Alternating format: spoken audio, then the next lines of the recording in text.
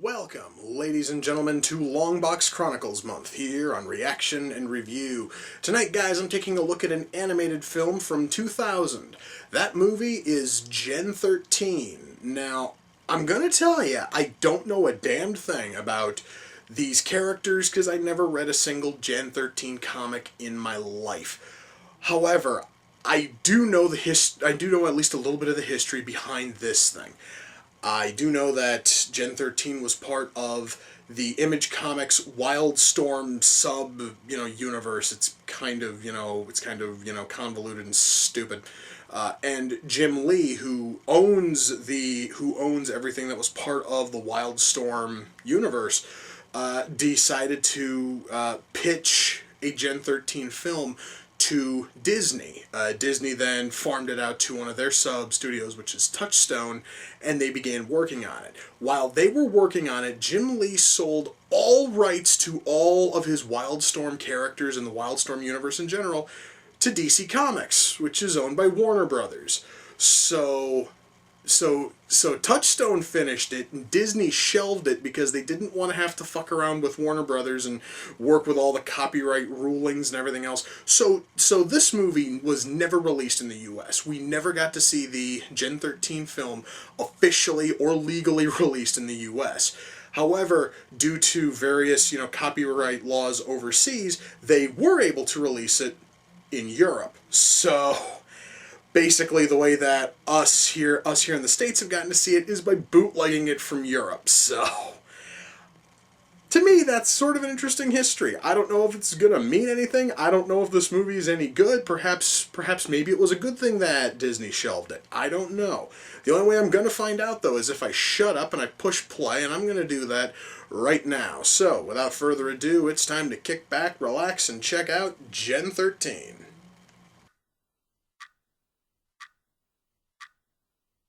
Well, guys, I believe so far I can tell you one thing. Cloris Leachman's German accent in this thing is fucking terrible. I just kind of want to let you guys know, the acting here from everybody else is so far pretty good, but Leachman's terrible German accent's pulling me right out of the film every time she friggin' speaks. I just wanted to share that.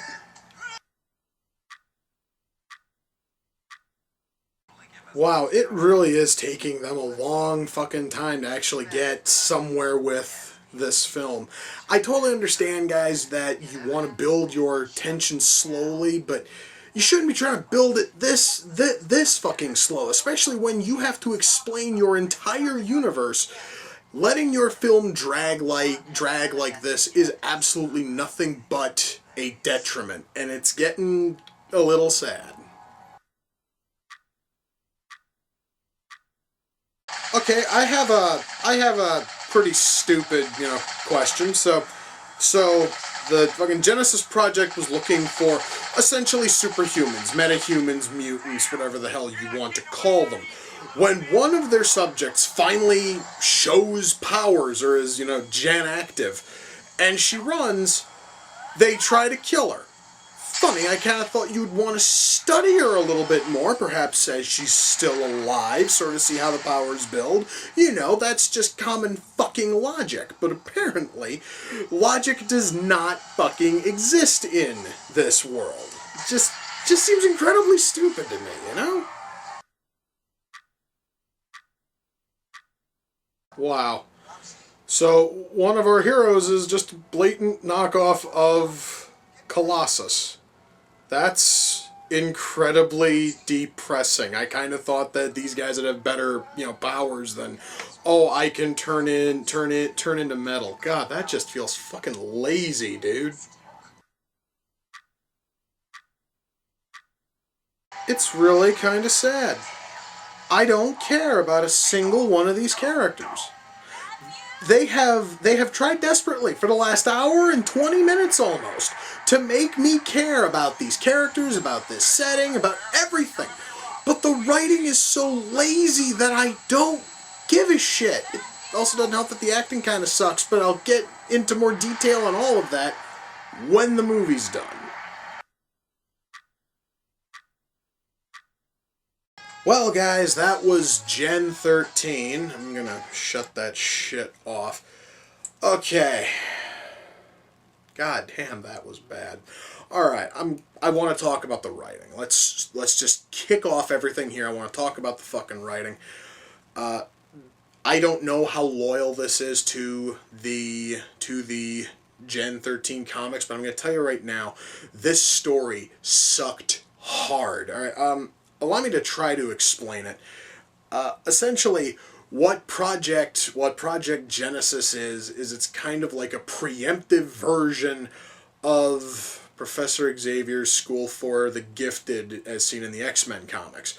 Basically, they are trying to find people who may or may not have the potential to become metahumans, or as they keep using this term in the movie, but this term sounds so fucking stupid, waiting for them to become Gen active. I'm not going to use that phrase anymore because I swear to God, Gen active just sounds fucking lame. So they are waiting for these people to see if they are going to get some form of metahuman powers. And you figure out why at the very end there is basically a single line of dialogue which just sort of mentions it, which states basically that they want to take these, like metahuman children, and they want to turn them into soldiers. Which, yeah, yes, sure. That seriously is not the most contrived fucking thing you could have come up with. I'm sorry, guys. If you have read comic books for nearly as long as I have, or nearly as long as others have, that is probably the laziest writing you could have for why people are collecting, metahumans. Oh yes, because we want to form an army. Okay, well, it also doesn't help that our characters all have powers that are all just incredibly lazy. Because, okay, Grunge, who is our stoner surfer metalhead character, he basically is nothing more than a really cheap, poor knockoff of Marvel Comics' Absorbing Man character. Because if he touches something, his body turns into it. And anytime he touches something metal, it doesn't matter what it is, he almost always winds up looking like Colossus from the X-Men. And when he touches rock, he looks exactly like the Thing from the fucking Fantastic Four. There is not a single fucking original thing involving grunge. Let's see. Caitlin basically just turns into Supergirl, except she can't fly as far as I can tell. So she has fucking super strength. She also has a little bit of like a psychic thing. I'm not totally sure how strong that is because it's kind of hinted at like twice. And Roxy's able to make force fields. So she's basically Sue Storm from the friggin' Fantastic Four. Nobody here has a single original power to their name. Threshold is essentially what happens if Threshold, who is one of our villains here, is what happens when Magneto acquires Professor X's powers. It's really fucking sad. Almost everything here just feels like a really poor knockoff. We have one other villain who basically almost feels like a bastard, who feels almost like the bastard love child of Lady fucking Death, Strike, and Omega Red. I've noticed something. Almost every one of these characters essentially feel almost like knockoffs or crossbreeds of Marvel characters. Which is funny because now these shallow bullshit characters are owned by DC Comics. I find that to be kind of funny now. So yes, we have characters who are horribly flat. And lifeless, and their powers all suck. The story here is just very poorly paced out. Guys, I'm going to tell you right now, we have here enough story for maybe a 45-minute television pilot, and they drug it out to an hour and a half, and that's not a good thing, guys. Okay, I'm gonna tell you right now, this thing here, you sit there and you're waiting for shit to happen, and then nothing happens. And when they finally get to moments where they actually are trying to further the story, you just stop fucking caring. That is how bad the pacing is in this thing. Now, part of it could also do with the acting. We have here a cast which is full of people who I know can act. I have seen them take absolutely horrible dialogue and make it work. I know that Mark Hamill and Cloris Leachman, E.G. Daly, and John motherfucking Delancey can make anything work. They can make anything fucking work. Every one of them, phone it in here.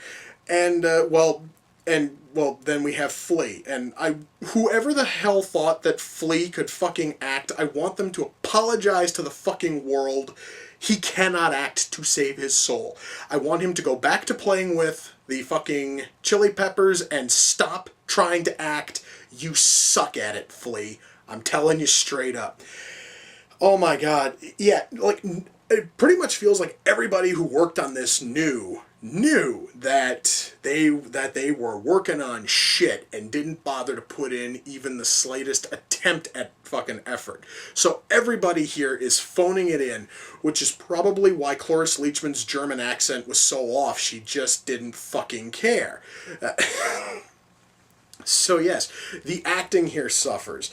I'd like to talk about the art style. I'd like to talk about the animation, because there's something I kind of have to mention here.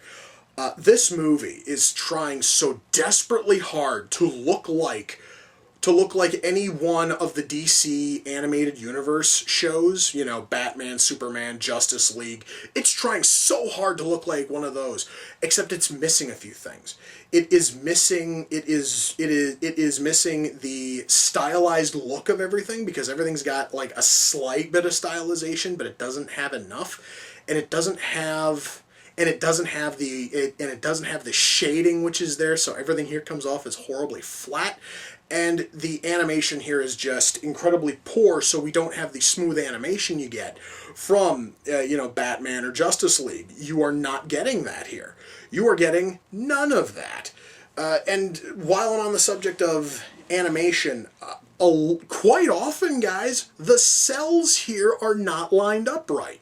So you will have a character who's supposed to be typing on a keyboard, and they're typing on the edge, of their fucking desk because the cell is that far off. Or this one here happens even more often. If a character like bleeds off, if they go and they sort of bleed off frame, essentially, guys. It's just kind of sort of like me. I just sort of want you to imagine if I was standing right here, except from about here down, you could see the background because my fucking animation cell, let's just say, is not lined up right. You see that everywhere. And you see people with their legs, their arms, their heads are all cut off at the top, or they're cut off at the bottom, or they're cut off on the side because the cell isn't fucking lined up right. That, guys, is basic shit. The very fact that this thing was animated by Touchstone, which is owned by Disney, makes all of this absolutely inexcusable. It really is some of the cheapest animation I've ever seen from anything even remotely associated with fucking Disney. It's really sad. And again, guys, I want you to think about this. I want you to think about all those god-awful direct-to-video animated things which Disney shat out years and years ago. All of that has smoother animation, better animation than the shit we saw here. That is absolutely lazy and tragic. I'm going to tell you guys, let's see, sound mix. Well, the fucking sound mix was balanced, so I can't really complain there. The soundtrack kind of sucked, but then again, it didn't suck in a horrible way. The soundtrack, the score, it didn't really feel like it fit here. It really didn't. So, ultimately, it's just kind of sort of a letdown. When all is said and done, am I able to recommend this thing? Am I able to recommend Gen 13? No, and at this point I would also probably tell you it might be a good idea to also avoid the Gen 13 comics if the writing is even half as bad as this is. Oh my god, guys, I was really expecting something good here. Because I know that Jim fucking Lee had a hand in the story, and Jim Lee is not only a fantastic artist, but the man has written some fairly decent stories. The very fact that this thing is as bad as it is nothing short of a fucking letdown, and it's turned me totally off of giving the Gen 13 comics a shot, which is never a good sign, no matter who the fuck you are. Guys, the one thing I can say is that Disney shelved this thing, and they have never released it in the US, and the one thing I can say is good. We don't fucking need it. It's a piece of garbage. Now, holy shit. You know what? I was talking about Justice League and Batman earlier. I'm gonna go watch a couple episodes of Batman. If I'm not mistaken, that shit is still on Netflix. I'm gonna go watch a couple episodes. I need to watch something good. This was absolute horse shit. So yes, guys, with that, we come to the close of another reaction and review. Until next time, ladies and gentlemen, take care, and I will see you all in the near future. Peace.